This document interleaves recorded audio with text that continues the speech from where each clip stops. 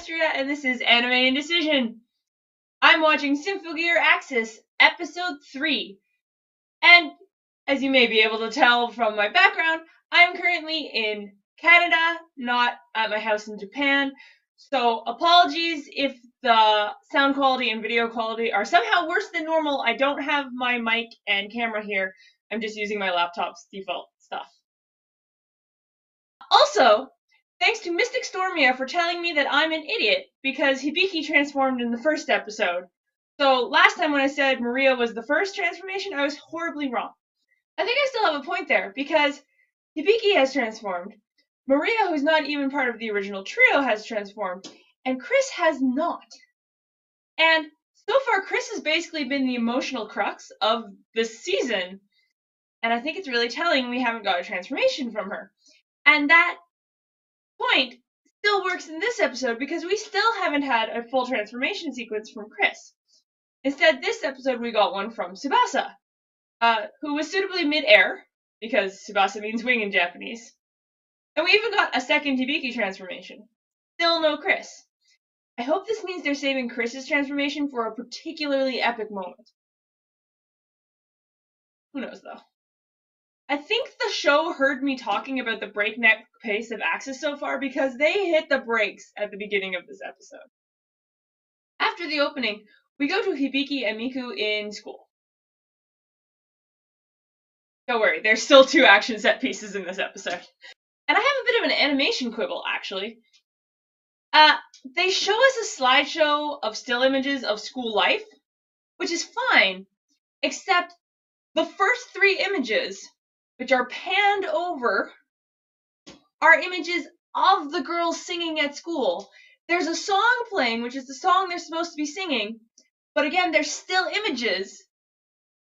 So they're focusing on the sounds of girls singing and the visage of girls singing without the girls' mouths moving. This looks terrible. Like, if they had shown still shots of school life and occasionally cut to a still shot of them singing, it wouldn't have looked so bad. But because the first still shots, before they've established that what they're doing is a little slideshow, are of the girls singing but not singing, it was bad. Like, just imagine this for like 10 seconds while you hear the girls singing but don't see any moving. Hibiki is finishing catching up Miku on what happened in South America, because Miku is like code word clearance. That sounded way more sarcastic. She actually is code word clearance. After Hibiki one-shot the supposedly invincible serpent, Saint Germain pimped in and immediately left with the other Illuminati, because even Symphogear knows it's too early to have the 3 baddies fight the 3 good guys in the final showdown in episode 3. While Hibiki and Chris are back in school already, Maria and Tsubasa were still on a fact-finding mission in South America to get info from the Valverde government. Galati and Cagliostro attacked their private plane, killing the pilots! I will remember you, brave pirates, even though this show will have 0 concern about your death and not a single person will look sad about it or even mention it. I remember and I care. Our girls have a briefcase, and Maria jumps out a hole in the plane to grab it. And at first, this doesn't even register with me, because I forgot for a moment she couldn't transform, and then I was like, oh yeah, she can't transform. But there's 0 tension in this scene. The show thinks there's tension, like, oh, will Tsubasa be able to save Maria from the noise and the falling to her death? And no one actually thinks that's gonna happen. It's not. You don't kill a magical girl by having her fall from a plane without being able to transform. That's not how it works. Besides, we've already seen Tsubasa jump up giant heights, down giant heights. She jumps more than the characters in Final Fantasy VII Advent Children. We've seen tons of evidence of Tsubasa ignoring gravity in this show. Not to mention, she walks on water. I didn't have time to mention that in episode 1, but yeah, she just walks on water. It's something as Tsubasa does. No big deal. Back in Bad Guy Vision, we see Saint Germain turn Tiki, who's an auto-scorer, back on. Auto-scorers are like the created minions we saw Carol using in GX. They're made by Alchemy. And Tiki's personality is set to trying to be adorable. Her function has something to do with charting the movements of the stars and planets. And also, she's basically naked all the time, and the show has decided it's okay because she's a robot. She's also in love with Adam. Adam is an alchemist that we saw very briefly in the pirate flashback last episode. And he is apparently still around. In fact, it seems like he's calling the shots, because he calls the Illuminati girls and gives them some orders. Now, I could be wrong, but I was under the impression that the Illuminati and alchemists, and especially Illuminati alchemists, are the kind of people that would value intelligence and information, right? Wrong.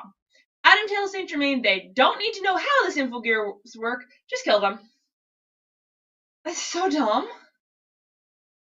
And it's like the only thing I know about Adam is that he gave this order, so now I'm just forced to assume that Adam's dumb. And no, I don't care that they're talking about defeating God and their leader is called Adam. That's like standard anime lazy Christian imagery. I don't have any evidence yet that they've done anything interesting with it. I read Angel Sanctuary. I'm good.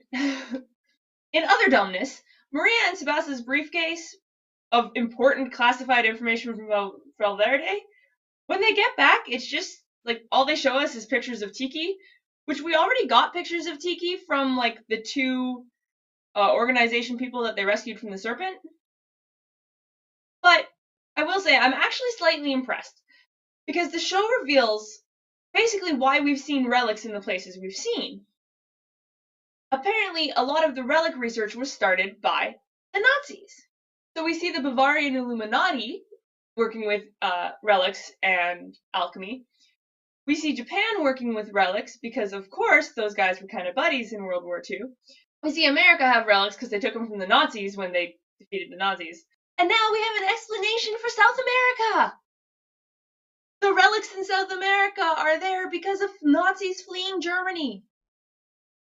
I literally did not expect the show to have any reason for us to be in South America, let alone one that appears to be tying in with the theme. The theme. Oh my god, it all makes sense. Of course Symphogear AXZ is about Nazis. It's Axis! Germany, Japan, Prelati and Cagliostro are even Italian. This isn't Symphogear AXZ. This is Symphogear AXZ powers! So anyway, the Illuminati follow their orders from Adam and they go lure out our main trio. They attack them with a special upgraded alkanoise that can create its own fragmented subspace, which empowers the noise's defenses. The girls can't just slice through them like they normally would. Thankfully, they have an easy power-up because they have the Ignite system, which I totally didn't forget existed. I really need to rewatch GX. Anyways, from my vague recollections, it kind of reminds me of, like, the Wing Zero system in Gundam Wing. You know, at first it drove Kotra crazy, and then only Hiro and Miliardo could use it, and it was a big power-up, and then, like, everyone could use it by the end. Well, the Ignite system hurts the girls, or drives them to rage, or something. And they spent a good chunk of last season trying to master it, and now they all can. So they use the Ignite system to cut through the defenses of the noise. Also, to activate the Ignite system, they basically stab themselves. So, after that brief change, they can tear through the noise. But in this subspace, the noise seems endless. Elf Knight actually does something useful for once, figuring out they need to find the hidden noise at the center of the subspace that's controlling it. The girls find it by echolocation. Sure! Why not? When they find it, they turn Sebastia's sword into a giant hover ship. Hibiki jumps on top and they launch her off of the sword like a torpedo. She punches the big noise that's controlling the subspace, and they drive the sword through the hole she made and boop! Back in the real world. Tiki shows up where the Illuminati girls were watching all this, and reveals that the spot they're in is perfect for something. Find God, whatever. And she projects a celestial star chart in the sky, which brings us to the end theme. So, based on Tiki, I'm going to assume the Illuminati want to blow up the solar system. Sure, they say they want to, like, war against God, or regain control of the future, but this is Symphogear. Villains have wanted to blow up the moon, the Earth, so space must be next. In this episode, they really didn't put much emphasis on Maria's group being unable to transform. I mean, thank God they didn't treat us like idiots and have someone say, Maria can't transform when she jumps from the airplane.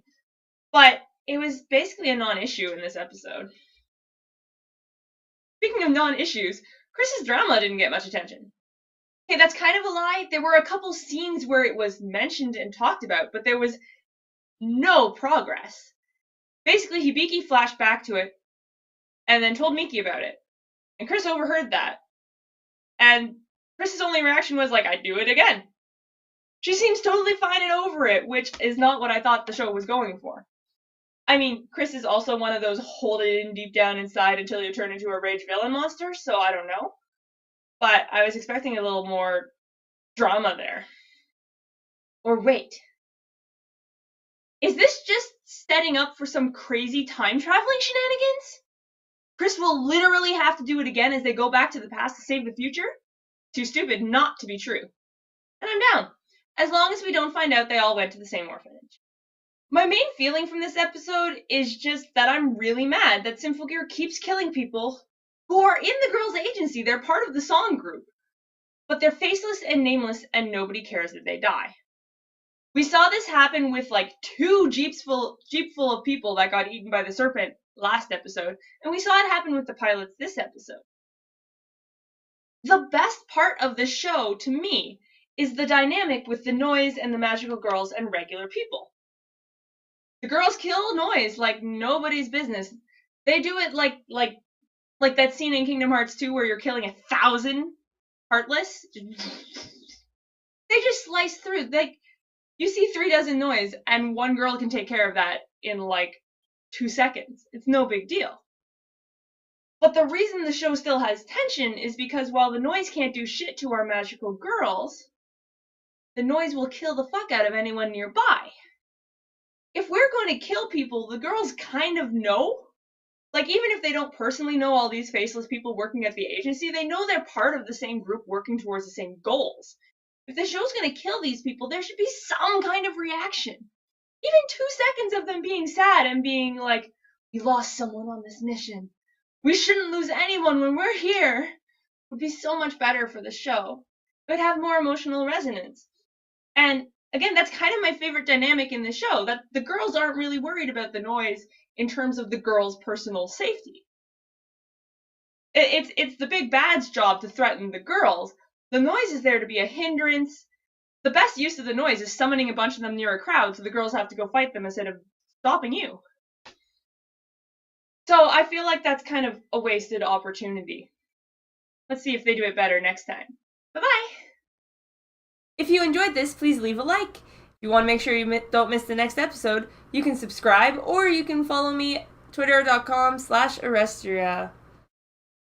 Also, you should totally go bug Demonac, because he's supposed to put stuff on this channel too. Shh, I didn't tell you to do that. Oh, that hurt my knees.